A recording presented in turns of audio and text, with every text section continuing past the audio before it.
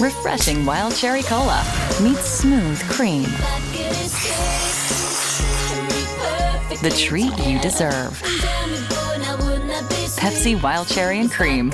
Treat yourself. Hi there, and welcome back to another episode of BG's Broken Record. My name's Bob. This is Gare. Yes, sir. Yes, sir. And we are back for episode 3, so that means we've made it 3 weeks in the world of podcasting, so I'm pretty happy about that. My arm hurts from patting myself on the back. Woo-hoo. Well done, Gare. So we are here, and this week we are going to talk about our favorite concerts that we have attended. Not seen on TV, not seen at YouTube, like we're watching right now with the Allman Brothers up here, but the ones we've actually attended, see if there's any crossover. I haven't looked at Gary's list. He hasn't looked at mine, so we're going to see if we held each other up at any of these concerts after a 40-ounce beer a couple of times. So, but before that, but don't you have an announcement?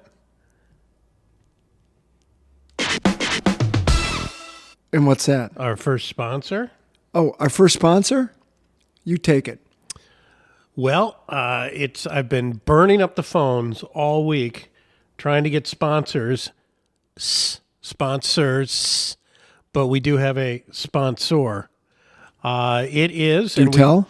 We want to say thank you very much to the Players Club, which is in downtown Detroit on Jefferson Avenue.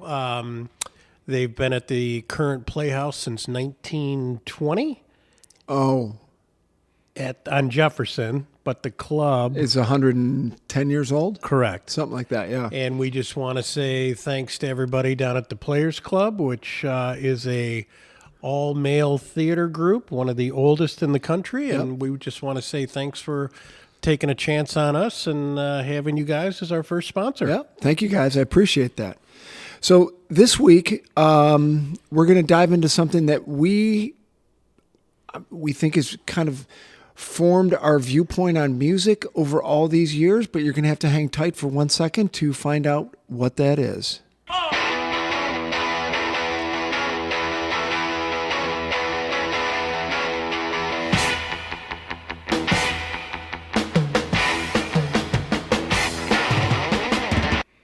Okay, so now I am going to say we're only in episode number 3, so if it does seem a little like this whole podcasting thing seems new to us, it is new to us. So you're just going to have to bear with us. And, like I said in the last couple of podcasts, grab your dog, put the earbuds in, take your dog for a walk, listen to us for 20 minutes. We're going to tell some stories. We're going to giggle, and hopefully you giggle too. And probably from last week, you're still singing the same song in your head that was at the end of the podcast, Mickey by Tony Basil. But a classic.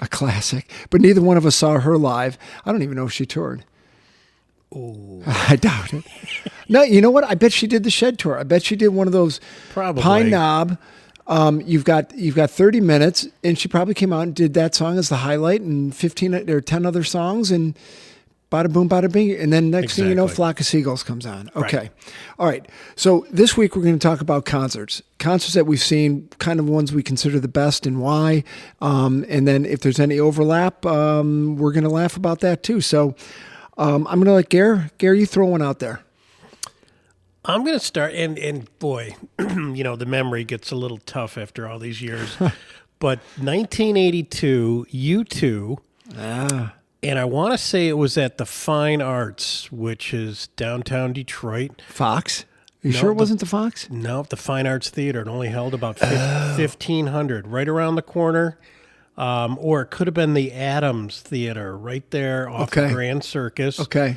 Buddy of mine's older brother had an extra ticket, and he's like, hey, you want to go to U? And I think he even gave me the ticket. I was like, yeah, I know Gloria, that song. Yeah. And I went, and it was unbelievable. Okay. I'm going to tell you right now, that is bragging rights right there. I saw U2 in a 1,500-seat theater on one of their first tours of the U.S., Dude, that's just bragging rights right there. Well, and I'll never forget because we were on the very top balcony, third floor or tier 3 balcony, whatever. Okay. Super small theater. Yeah. And I'll never forget during the show, Bono grabbed the white flag, came running all the way up to our tier 3. Yep. and I was like, "Now that guy's a showman." Yep. And he sat up there at the entrance, up where we were, sang part of the song, ran down to 2, and then back to the stage. Yeah, I And saw- I'm like, unreal. Yeah. It was so much energy at that show. I watched Buddy Guy at the Majestic walk out the door onto Woodward Avenue, still playing his leads. And we're still sitting there in the theater, and he's out on Woodward Avenue fucking jamming. That's hot. Oh, that's hot. Yeah. I saw those boys from Frankenmuth over in I don't know, Kentish Town. Help me out. Oh, Sorry, guys. Greta Van Fleet. thank you. Holy shit. Could they command an audience? So I'm in the same size theater. I'm in 1,500 seats, sold it out 3 nights in a row. These boys fucking killed it. They had the pink lights, the smoke, the capes, the this, the that. They've watched every YouTube video on 70s rock I've ever seen. They look like they can really put on a good live show. Oh, it was great. Okay, U2, so that's a great one. All right, the one that pops to my mind, only because the first band I ever saw outside of Cheap Trick, who I absolutely love, they warmed up for Kiss. Not the best show at the Pontiac Silverdome, but when we went to see them in 96, when they put the makeup back on, 10th row at Tiger Stadium, oh yeah. To me, that was a good one. Shout it out loud. Oh my God. When we stood on the chairs the whole time. I had a bruise on my calf from trying to balance on that chair for 2 hours and then taking a cab home, but that's a whole nother story. Correct. Yeah, we won't even go into that one. Okay, another one that I thought was huge, and you were with me for that one too, was 89 Tinley Park, I think, the Allman Brothers, when they finally reformed. Oh, yes, indeed. Yeah. It was like on a Tuesday night. Tuesday night. Rented a Camry, a white Camry from Enterprise Rent-A-Car. Drank some we got Olympia beers from Carnival. Yeah, break for artesians. That's for right. sure. Yeah, we Best did. campaign, best hook line for an advertising campaign ever. That's pretty good. That Allman Brothers show was good because we'd been listening to them all through college, and then all of a sudden I'm hearing they're going to reform. I got the tickets. You and I went out there. Yeah, that was damn good. Okay, give me another one. Well, it's funny because great minds think alike. I had Kiss 96 Tiger Stadium on there. So I will move down to then my number 3. Okay, well, who are the 2 warm-up bands? Hang on. Sponge, Yup. who, Sponge, and I can't remember the other one. Alice in Chains.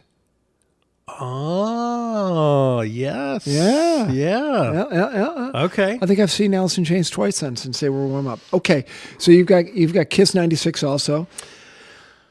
One I know you weren't at. Well, we got a little accident. I'll take over. Okay, as soon as that's put up, we're back in play. Okay, Sorry, good little news. Chernobyl there. Yeah, that's Yep. all right. Welcome back here. I'm telling you, Adamant, 2 years ago, south side of London, Brixton. Did you like that show? Loved it. Talking about it for a year now. Dude, he played the whole Friend or Foe album. He threw in a couple songs off of Dirk Wears White Socks. It was awesome. Cat's 65 years old. It sounded... You know what I like about these guys nowadays? They're sober. Good point. They come out, Yeah. they do their jam, they know what they've got to do, and they don't F around. And then they get off and they go. Adamant, I'm No telling you. alcohol, no white stuff. Yeah, no yeah, yeah. nothing. Just and back to Adamant. Does he have anybody original playing? No. Okay. No. It's all Just it's a all bunch of hired, young- hired guns. Bunch of young guys. Yeah. Okay. Yeah. Dual drummers. It was. I mean, they were. It's like the backup band for Iggy on the American Caesar tour. He had a 3-piece behind him. Oh my God, those guys were powerful. Iggy always had a powers. Now the double drummers for Adamant, was that the norm for him? Did he own it? I can't tell you. I don't know. If anyone out there knows, let me know. But I can't tell you. Interesting. No, Okay. it sounded great though. So here's one. We were not together, but boy, I'm kind of just sticking with 82.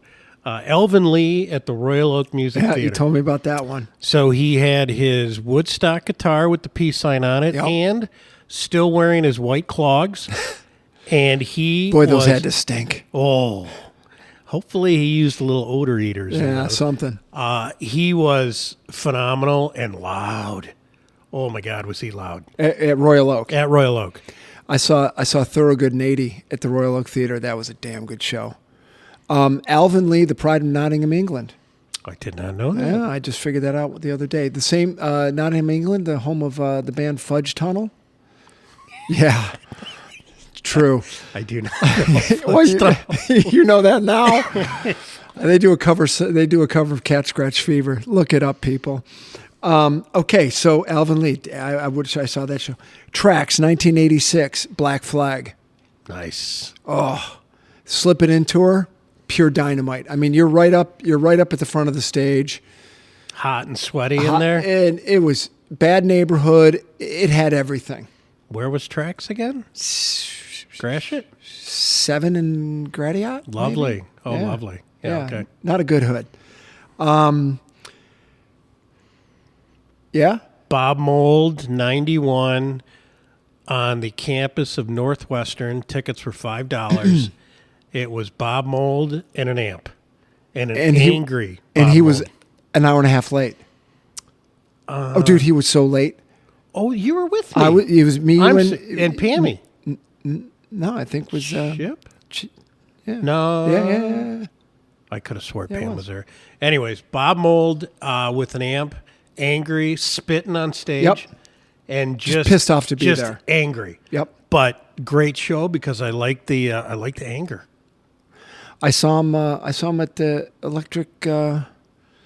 Will and I saw him in over in London, and damn good show because he played all the old Husker Du stuff, and when he was playing the Husker Du stuff, he was animated. Dude, he plays 100 songs in an hour and a half. Yeah, I know. I saw him in Brooklyn down by the Navy Yards outside. He just goes. Talks to the audience a little bit, but for the most part, still has the punk rock vibe. Yeah. I think he's putting a new disc out too. He's always putting out a new disc. Yeah, I think they're getting good reviews though. I'd have to check on that one. Okay, this one I have to give my oldest brother Doug a little credit on this one. Alice Cooper, 1986, East Lansing. He drove up. I drove up. I was just amazed at the stage show. The Coop finally said, okay, no more new wave music, no more this, no more that. People want to see the decapitation and the boa constrictor. I'm going to give it to him. And my God, he did. What a frickin' show. Nice. Saw him a couple other times after that, and I'm telling you, he's a guy that I'd like to sit down with and just chat about nothing. Everybody says he's the nicest guy in the Yeah. world. Yeah. Yeah, I only saw him once with you at the Riv in Chicago. That was a funny time. That was a funny show. That was good. Yeah, funny times. Free tickets too. And my last... Thank you, Margaret. Yes, thank you, Margaret. I have to jump on the Replacements 92 Aragon Brawl Room again. It was the first time I'd seen him, and it was just a great show. Mosh pit, whole 9 yards. Did not do that. Was with a friend who went and did it and hurt his ankle, John Reynolds. And just a great show. Great show. Been in a couple of mosh pits. The one that scared me the most was Metallica at the State Theater. Walked down. That'll scare you. The bass was, literally, I thought my skin was peeling off. The bass was so heavy. Turned around and walked away. Huh. I'm not a fan of Metallica anyway. But, okay, so I think a couple that you were at with me, that you attended with me, and I'm going to kind of lump them together, is Bachman and Cummings at Harpo's Awesome. and BTO at Harpo's. Don't know. You didn't see one? You didn't see saw a half Bach- ton of fun? I saw Bachman Cummings. I did not see BTO. Dude, Bachman Cummings was stellar. Mm-hmm. People, if you've never been to Harpo's, I don't know if I'd go now, but in the 80s and early 90s, it was a great place to see a show. You pull up, always take the oldest car possible because you're Correct. parking on the street up there on Harper. Buddy system when you're in there. You Keep an eye walk on your buddy. in. Did we see We've see seen- Johnny Winter up there? We've seen Guar. We saw Buck Cherry. Cheap Trick. Cheap Trick. Bachman Cummings. I've seen the Ramones up there. I saw Seduce up there. It's not open that often these days. I drive by all the time. Really? And I haven't seen. They've spruced it up a little bit, but I haven't seen much going on there in Yeah. a long time. Caught 2 BTO shows up there. I mean these guys. They're 1,000 pounds of rock and roll. Oh yeah. That Tim Bachman move, ba ba da da da da, hilarious. So you were at Bachman Cummins, okay? Saw Clapton a bunch of times. Always, as we said before, Blues Light. Until I saw him in 19 at the Royal Albert Hall, which was pure dynamite.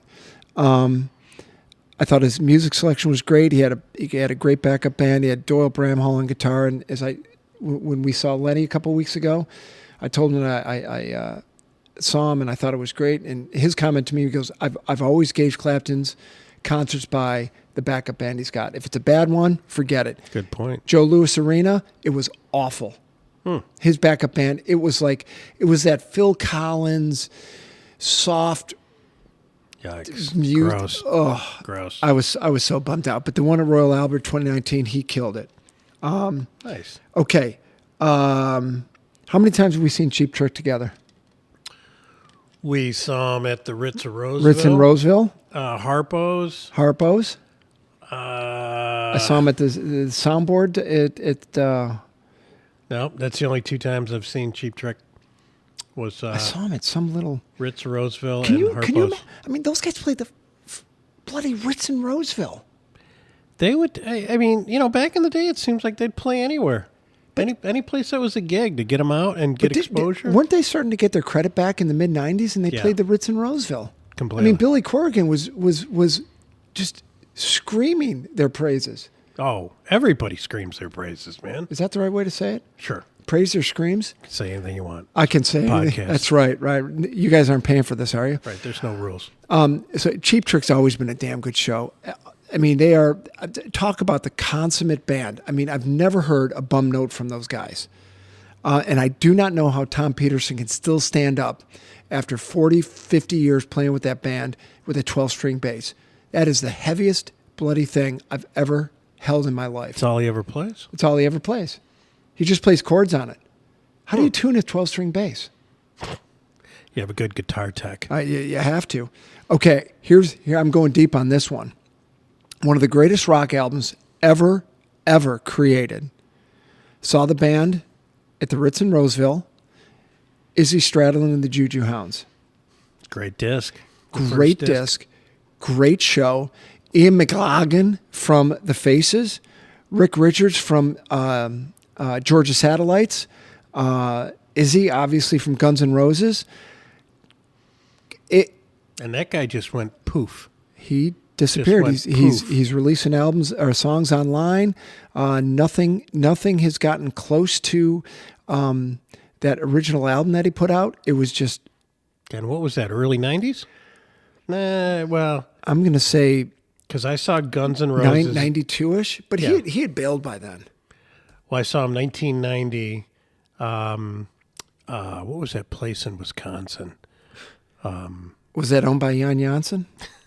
Anyways, so yeah, it had to be 93, 94 that came out, I would think. I'm going to look it up here. Izzy, how do you spell Izzy with 2 Stradlins? Stradlin, I don't care about his net worth. So another one I'm going to throw out. You were there for this one with me. That was Grand Funk at the Joe Louis Arena. Excellent show. And, Bob, it's time for a piece of worthless cocktail party information. Go for it. Where did you bump into Mark Farner? Oh, at the Petco in Petoskey, Michigan. Walking down the aisle, and literally there was skids of dog food going down this huge aisle. I'm on one side. There's this person on the other. I'm walking. I look over him, and he's still got that long mullet. Guy's got to be 5'4". Hey. On a good day. Hey, are you Mark Farner? Yeah. Hey, Mark. Bob. Da. Saw you a couple times. You were with me at the Park West show, right? Correct. In Chicago? Yep. Dude, $3. Yeah. Half the songs were Grand Funk songs. It was phenomenal. Okay, Izzy. Where's the discs? Studio albums.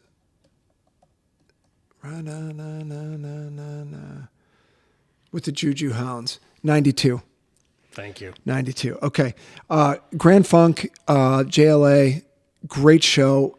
Mel on bass, Don on drums. I think Craig Frost was on keyboards. I'd have to check that out, but I think he was. Now, okay, you got a next one? Okay, I'm going to throw one. I'm going to throw one out. You weren't there, but I called you from there. Foghat at the IROC. You did. From a payphone. From a payphone. Driving home, I look up at the IROC sign off of 94, and it says Foghat tonight. And I'm like, I'm going to go. Lonesome Dave. God bless him. And down the street from Harpo's. And down the street from... Still somewhat the same neighborhood. Yeah. All 100% respect for the neighborhood. It gets a little rough. Foghat, it was awesome. I mean, there was 40 people in the place? What does it hold? 50? Oh my God, it was classic. I'll throw a couple more out and then we'll probably wind it up because we're already at 20 minutes and you're probably back with your dog at this point. Two more that popped to my head, which are actually recent, are ELO at the O2. That sounds good. Oh my God, the sound was absolutely phenomenal. And I remember they called off a tour here because of lack of ticket sales. And this is after he had the publicity from Traveling Wilburys and being a mega producer. Wow. I didn't realize that. And they called it off. I was talking to our mutual friend, the dentist, and I said, we got to go to this show. So it had to have been, well, maybe it was 20 years ago or so. I don't know. But that was a phenomenal show. Absolutely phenomenal. And then the last show I ever saw live prior to seeing Lenny a week ago was Supergrass at the Alley Pally up on the north side of London. And that was, that was a good show. 10,000 people. Nice. Yeah, just loved it. So it's a little bit of rock and roll history there. But I think the winner of this one, I'm telling you, U2. I think your 1982 U2 story. It's that's the winner. It's in my top 10. It's in my top 5. And today I made it my number 1, which obviously lists change. But that was a young U2 back in '82. Yeah, that's like a little discovery right there. That I knew a guy over. I used to sell him widgets, and he said he saw Sex Pistols live, and I thought, okay, Dave, and I actually believe him because I know he's seen a lot of shows. But that's bragging rights right there. Seeing the Sex. Oh shit! I forgot the Clash. What am I thinking? '82, dude, down at the Grand Circus Theater. Fuck. Oh, that was awesome. Did they have a warm-up at all? Yeah. Who? I have no clue. I'd have to go to setlistfm.com to figure that one out. Yeah, Clash. Totally forgot about that one. Sorry, boys. Okay, so that's what we've got for this week. This is the end of episode 3. So we're almost a month into this. And hope to see you at the end of the month for episode 4. We don't know what we're going to talk about at that point. But whatever it is, it's going to be damn good. Oh, you need longer applause than that. Okay. Yes. All right. So thanks for tuning in, and thanks for listening to us. And we are going to take off. Peace. All right. See you later.